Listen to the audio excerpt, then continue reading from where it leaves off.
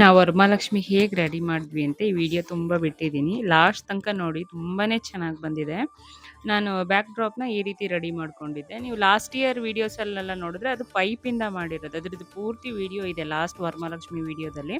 ಅದರ ಲಿಂಕ್ನ ಡಿಸ್ಕ್ರಿಪ್ಷನಲ್ಲಿ ಹಾಕಿರ್ತೀನಿ. ನೆಕ್ಸ್ಟು ಹೂವೆಲ್ಲ ತೊಗೊಂಡು ದೀಪಗಳನ್ನೆಲ್ಲ ಅಲಂಕಾರ ಮಾಡಿಕೊಂಡು ಇಷ್ಟು ಹೂವನ್ನ ರೆಡಿ ಮಾಡ್ಕೊಬೇಕಿತ್ತು. ಯಾವ ರೀತಿ ಡೆಕೋರೇಷನ್ ಮಾಡೋದು ಅಂತ ನೆಕ್ಸ್ಟ್ ಎಲ್ಲ ನೋಡ್ತಾ ಹೋಗ್ಬೋದು. ಫ್ಲೋರಲ್ ಫೋಮ್ನ ತಂದ್ಬಿಟ್ಟು ಈ ರೀತಿ ದೀಪನ ಇಟ್ಬಿಟ್ಟು ಅಲಂಕಾರ ಮಾಡೋಣ ಅಂತ ಹೇಳ್ಬಿಟ್ಟು ಮಾಡ್ತಾ ಇದ್ದೆ. ತುಂಬಾ ಚೆನ್ನಾಗಿ ಬಂತು. ಕಾಲು ದೀಪಗಳನ್ನೆಲ್ಲ ತಗೊಂಡು ಅಲಂಕಾರ ಮಾಡೋಣ ಅಂತ ಹೇಳ್ಬಿಟ್ಟು ಮನೇಲಿ ಏನಿದೆಯೋ ಅದನ್ನೇ ಯೂಸ್ ಮಾಡೋಣ ಅಂತ ಹೇಳ್ಬಿಟ್ಟು ಪೂರ್ತಿ ಪ್ರಿಪ್ರೇಷನ್ ನಡೀತಾ ಇತ್ತು ಹೂವಿಂದೆಲ್ಲ. ಆ ಫೇಸ್ನ ಯಾವ ರೀತಿ ರೆಡಿ ಮಾಡ್ಕೊಂಡಿದ್ವಿ ಅಂತ ಹೇಳ್ಬಿಟ್ಟು 2 ಫೋಟೋ ಹಾಕಿದ್ದೀನಿ. ಬೇಕಿದ್ರೆ ಸ್ಕ್ರೀನ್ಶಾಟ್ ತಗೊಂಡು ನೀವು ನೆಕ್ಸ್ಟ್ ವರಮಹಾಲಕ್ಷ್ಮಿಗೆ ಯೂಸ್ ಆಗುತ್ತೆ. ಈ ರೀತಿ ಫೇಸ್ನ ತಂದ್ಬಿಟ್ಟು ಫೈಬರ್ ಫೇಸ್ ಅಂತ ಹೇಳ್ಬಿಟ್ಟಿದ್ದು, ಇದನ್ನು ನಾವು ಬೆಂಗಳೂರಿಗೆ ಹೋಗಿದ್ವಿ, ಆವಾಗ ತಗೊಬಂದು ನೀಟಾಗಿ ಈ ರೀತಿ ರೆಡಿ ಮಾಡ್ಕೊಂಡಿದ್ದು ಹೇರ್ಸ್ ಎಲ್ಲ ಹಾಕಿ.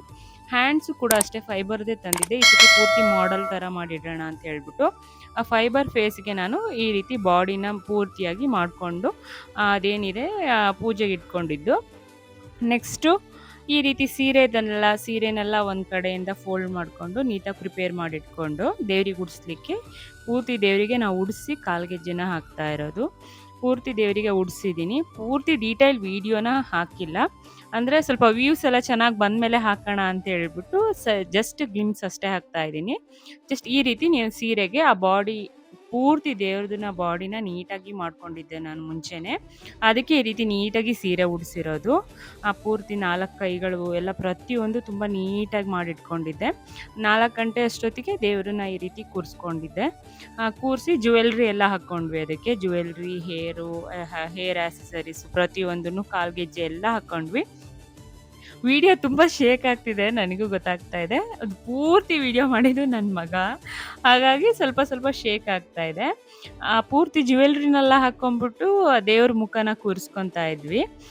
ದೇವ್ರ ಮುಖ ಕೂರಿಸ್ಕೊಂಡ ತಕ್ಷಣ ಆ ವರಮಹಾಲಕ್ಷ್ಮಿ ಕಳೆನೇ ಬಂದ್ಬಿಡ್ತು, ಅಷ್ಟು ಚೆಂದ ಕಾಣ್ತಾ ಇತ್ತು. ಕೆಲವರೆಲ್ಲ ಮಾಡಿರೋದನ್ನ ತುಂಬಾ ವಿಡಿಯೋಸ್ ನೋಡಿದೆ. ಒಂದು ಬಾಡಿ ದೊಡ್ಡ ಮಾಡಿರ್ತಾರೆ, ಮುಖ ಸಣ್ಣ ಅಥವಾ ಕುತ್ತಿಗೆ ಸಣ್ಣ. ನಾವು ಮಾಡಿದ್ರಲ್ಲಿ ನೀವು ಪೂರ್ತಿ ವಿಡಿಯೋ ನೋಡಿ, ತುಂಬಾ ಚೆನ್ನಾಗಿ ಬಂದಿತ್ತು. ದೇವ್ರನ್ನೇ ತಂದು ಕೂರಿಸ್ದಂಗಿತ್ತು. ಪ್ರತಿಯೊಬ್ಬರು ಹೇಳಿದ್ದು ದೇವಸ್ಥಾನದಲ್ಲಿ ಕೂರಿಸ್ದಂಗಾಗಿದೆ ಅಂತ. ಅಷ್ಟು ಚೆಂದ ಬಂದಿತ್ತು. ಅಷ್ಟು ಕಷ್ಟಪಟ್ಟಿದ್ವಿ. ಬಾಡಿ ಮಾಡ್ಕೊಳಕ್ಕಾಗಿರ್ಬೋದು, ಆ ಫೈಬರ್ ಹ್ಯಾಂಡ್ಸ್ ಎಲ್ಲ ನಿಲ್ಸೋಕೆ ತುಂಬಾ ಕಷ್ಟ ಆಯಿತು. ಫಸ್ಟ್ ಟೈಮು ನಾನು ಎಲ್ಲೂ ನೋಡಿರಲಿಲ್ಲ. ಟ್ರೈ ಮಾಡೋಣ ಹೀಗೆ ಅಂತ ತಲೆಯಲ್ಲಿ ಒಂದು ಐಡಿಯಾ ಇತ್ತು. ಟ್ರೈ ಮಾಡಿದ್ವಿ, ತುಂಬ ಚೆನ್ನಾಗಿ ಬಂತು. ಯಾವುದನ್ನೇ ಆಗಲಿ ತಂದು ಇಟ್ಟಿದ್ದಲ್ಲ, ಪ್ರತಿಯೊಂದೂ ಮಾಡ್ಕೊಂಡಿದ್ದು. ಅದೇನಿದೆ ಹ್ಯಾಂಡ್ಸ್, ಫೈಬರ್ ಹ್ಯಾಂಡ್ಸ್ ಅಷ್ಟೇ ತಂದ್ಕೊಂಡಿದ್ದು, ಪ್ರತಿಯೊಂದು ಕೈಯಾರೆ ಮಾಡಿದ್ದು. ಆ ಕೂರಿಸಿದ್ಮೇಲೆ ತುಂಬಾ ಖುಷಿ ಇತ್ತು. ದೇವ್ರನ್ನ ಕೂರಿಸಿದಾಗ, ಹೂ ಹಾಕಿದಾಗ ದೇವಸ್ಥಾನದಲ್ಲೇ ಮಾಡ್ತಾ ಇದ್ದೀವೇನೋ ಅನ್ನೋ ಥರ ಇತ್ತು. ತುಂಬ ನೀಟಾಗಿ ಬಂತು. ಕಮಲ ಹೂವನ್ನೆಲ್ಲ ಕೂಡ ಫೋಲ್ಡ್ ಮಾಡಿಕೊಂಡು ಕೆಳಗಡೆ ಒಂದು ಬೆಳ್ಳಿ ಲಕ್ಷ್ಮಿ ಇಡಬೇಕಿತ್ತು, ಅದಕ್ಕೆ ಡೆಕೋರೇಷನಿಗೆ ರೆಡಿ ಮಾಡ್ಕೊಂಡಿದ್ದೆ. ನೀವು ನೋಡ್ಬೋದು, ಒಂದು ಮಂಗಳಾರತಿ ಮಾಡಿಕೊಂಡು ಅಭಿಷೇಕನ ಮಾಡಿಕೊಂಡು ಬೆಳಗ್ಗೆ 5 ಗಂಟೆ ಅಷ್ಟೊತ್ತಿಗೆಲ್ಲ ಪೂಜೆನ ಸ್ಟಾರ್ಟ್ ಮಾಡಿದೆ. ಪೂರ್ತಿ ಅಚ್ಚುಕಟ್ಟಾಗಿ ಮಾಡಿಕೊಂಡೆ. ತುಂಬ ಚೆನ್ನಾಗಿ ಬಂತು. ವರಮಹಾಲಕ್ಷ್ಮಿ ದಿನ ಎಲ್ಲರನ್ನೂ ಕರೆದು ಅರ್ಶಿನ ಕುಂಕುಮ ಕೊಡೋಕ್ಕಿಂತನೂ ಹೆಚ್ಚಾಗಿ ನನಗೆ ದೇವ್ರನ್ನ ಕೂರಿಸ್ದಾಗ ಅಷ್ಟು ಖುಷಿ ಇತ್ತು.